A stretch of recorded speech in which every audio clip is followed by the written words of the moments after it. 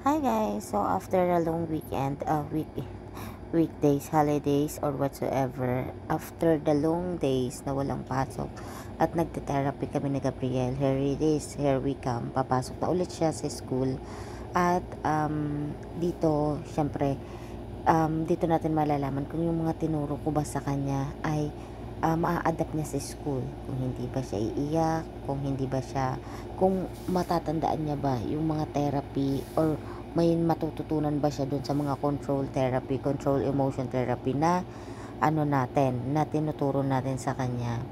So, still, paggabi, nagte-therapy pa rin kami. This is the patience therapy para magkaroon siya ng control and patience. Ayan. Continue ko to guys, itong larong to. Kasi dito siya nabibwisit lalo na pag hindi siya nananalo. So, kailangan talaga nararamdaman ng bata na minsan natatalo siya. Kasi minsan umiiyak siya pag natatalo siya. Ayan dyan guys, oh. Minsan pinagbibigyan ko siyang manalo para matuwa siya. Pero, most of all, natatalo siya. Kaya ang ginagawa ko is, sabi ko, galingan niya pa and then mag-focus siya. Kasi ang kailangan nga dito guys, ang tinuturo dito is focus. Kailangan mag-focus siya at yung emotion niya, alam niya i-handle. Hindi siya yung basta-basta na lang iiyak pag hindi siya nakaka-score or basta-basta siyang magagalit pag hindi siya nakaka-score. So, ayun lang guys. Ito lang ang update sa amin. Bye!